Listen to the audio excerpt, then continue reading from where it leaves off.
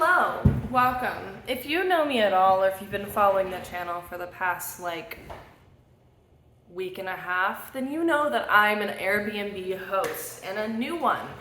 And in this video, I wanted to share with you guys just a couple of the things that I've learned very quickly, and just in hopes that they would help you. Yeah. And I will say there will be follow-up videos to this one because this is only around 2 months in, so I'm sure I'll have many more things to add down the line when I have more and more guests.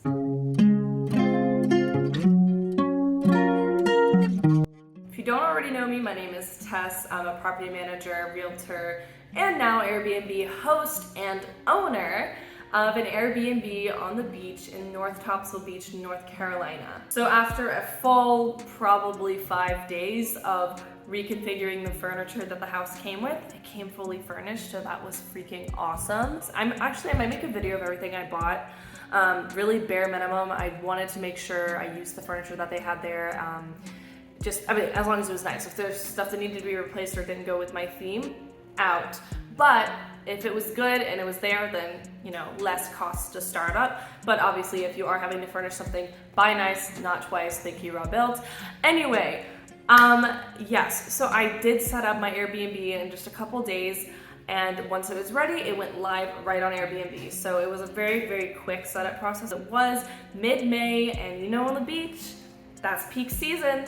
So I wanted to get it right up there. So basically this video is from the perspective of getting it ready for those first guests that walk into your door. So let's just get right into it. All right, people, first thing you need is a smart lock. You do not want to keep track of this. This is not good, bad. Now, if you are local and you live in the same building, like if you're in a condo complex and you're in the same building as your Airbnb, or you're right down the road, if you want, but honestly, it's just so inconvenient. You lose track of keys, people steal keys, XYZ, you gotta have multiple. You just don't want to be giving people hard keys.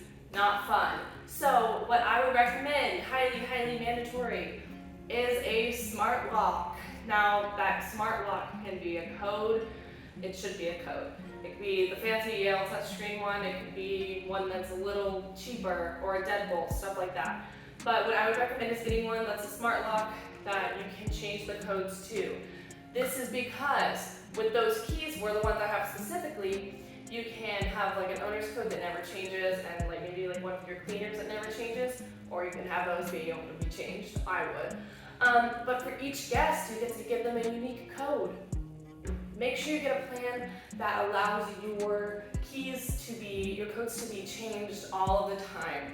You want each guest to have a different code so people can't break in, and it's just safer for everybody, and you can generate a code just like that. So if you need a handyman to go in there, instead of meeting people for keys or chasing down keys, you just generate a code, check them in. It's much more convenient. You can do it from anywhere in the world as long as you have Wi-Fi. It's just perfect. I'm able to manage my Airbnb from 4 hours away.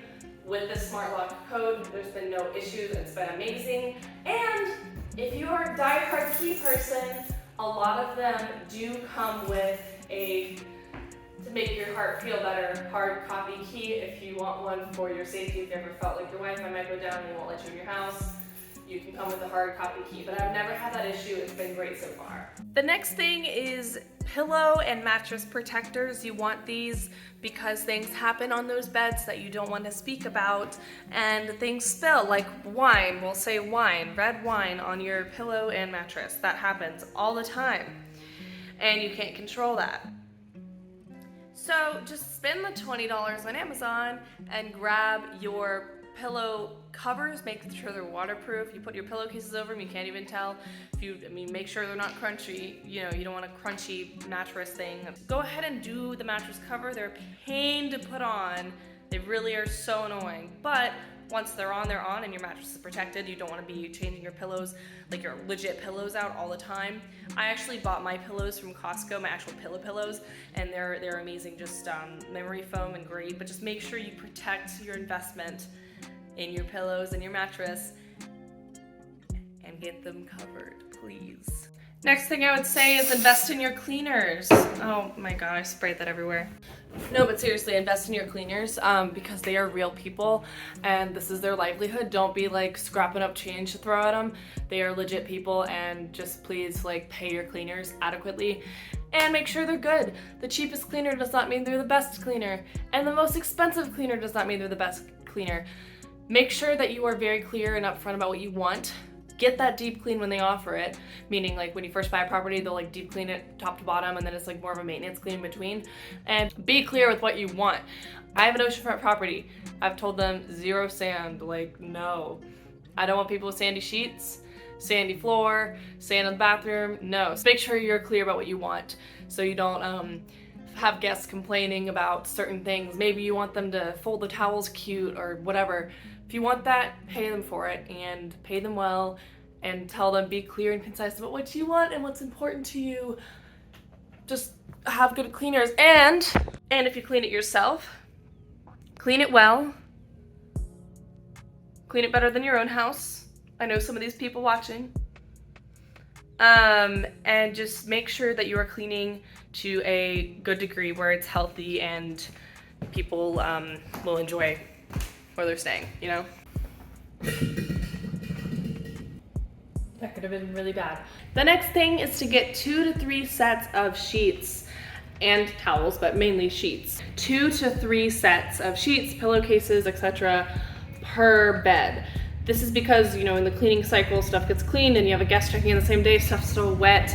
And also just helps if there's an emergency, you have that extra pair and it's clean and ready for everything to be done. So it's just really, really good, really, really helpful, and super convenient when you have to clean things. The next thing I would say is don't buy super duper crazy expensive furniture and stuff. I just would really be careful about spending too much on things like coffee tables that, you know, my coffee table already has gotten kids' crayon marker on it. I could charge the guy the, you know, $20 it might cost to buy a new one, but it was free because it came from the prior owners. But people are gonna spill coffee, they're gonna draw on them, they're gonna do all this stuff to them with everything. And if you spend $200 on a coffee table, you're gonna have to spend that again. So just with stuff like that and bar stools and everything, I would kind of try to not spend too much on. But if you have to have something that's like a staple, like obviously your mattresses, you want to have nice mattresses, and more of that guest experience stuff. Make sure it's not crappy, but just don't spend unnecessary amounts of money. I spend more on the decor so it looks nice, and obviously you want to make sure there's structural integrity there. But for things like a coffee table and bar stools, like the kid already ruined it and it's been 2 months into this thing, so just you just don't want to spend unnecessary money. The last thing I will say is try to label your stuff. The thing about Airbnb is that strangers come into your house all the time. It's not as creepy as it sounds, but it's the truth. So, for example, my condo, it was built in like the 1980s. It's one of those weird houses where like one light switch will turn on the air but turn off this other thing, and then this light switch will also turn on the other light switch, and this light switch will make sure that plug doesn't work. Weird stuff. So if you have anything weird, label that. All of the remotes, label that. This is the Roku for the living room, this is the Roku for the bedroom, this is the cable bedroom 1, cable bedroom 2, ceiling fan bedroom 1. And I just go ahead and put those just in a bucket up front, unless you want to put them around and do baskets per room, which would also work well, but mine's kind of a small condo, so it just is more convenient that way for me. But label that, label the light switches, label where stuff goes if you want to do that. Like dishwasher pods, this is hand soap, this is dish soap, this is utensil drawer, stuff like that. It makes things really convenient for 1, your cleaning crew, 2, your guests, which just guest experience is what matters the most. So highly recommend labeling your stuff so that people don't have to text you about a lamp switch or light switch, you know what I mean? And actually, you know what? I'm gonna keep this video going just a little longer. I have one more thing, and that is the instant book thing.